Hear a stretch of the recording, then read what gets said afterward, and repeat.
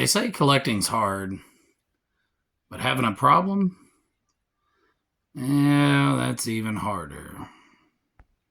Hey guys, Game Night here. Welcome back for part 2 of Introduction. So we finished off with the Clue VCR mystery game. Now we're going to come over to our 1980s Battleship game.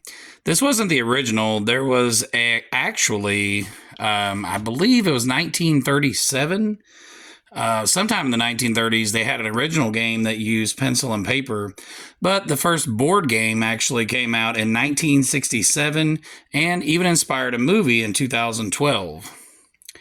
So, looking at this, if you were in the 80s and you wanted to play this awesome game with a friend and you were just bored out of your mind, why not get into one of the best board games ever?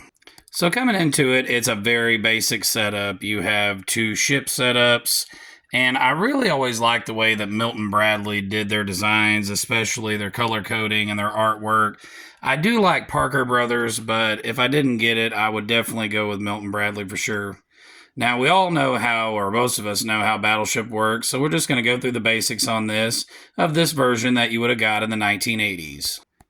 So as you can see, this is the basic setup. I'm sure most of us have played this game. I know I certainly have. Different versions from different genres.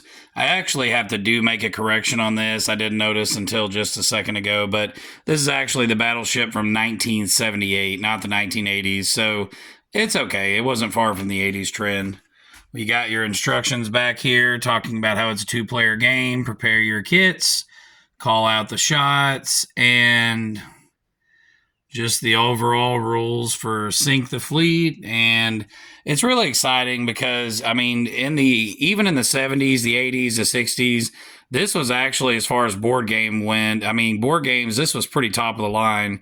You got a pretty cool setup. I mean, you got overall, this one's actually not bad condition considering how old it is. I have a couple of different versions of these, but this is currently my older version. But so that's the layout on that. And I think it's really, probably over the years of playing board games, one of my favorite.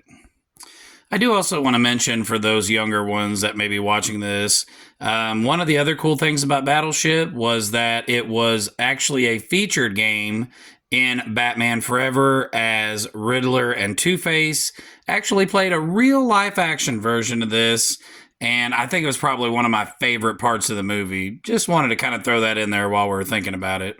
So that brings us to the conclusion of my opening of just kind of going through and appreciating what once was on game night and just enjoying time with the family and friends. And it really does bring back a lot of good memories. But as I said in the last video, I did have a little bit of a bonus before we go, and I wanted to kind of show it to you guys. We have the Rook card game from 1985. The ever-popular bidding game, and from 1988, Millie Born's, I hope I'm saying that right, the French auto racing game. So real quick, just to kind of go through this is the French auto racing game. Basically what come inside, you've got your cards. Not 100% on how to play this game, but I do think the cards are pretty cool and the boxes as well. And I'm sure in the 80s, this was a lot of fun to play, especially if you're on the road or, you know, just kind of trying to pass the time. I still think even in America, this would have been a cool game to play. And real quick, this was the look at the card game Rook.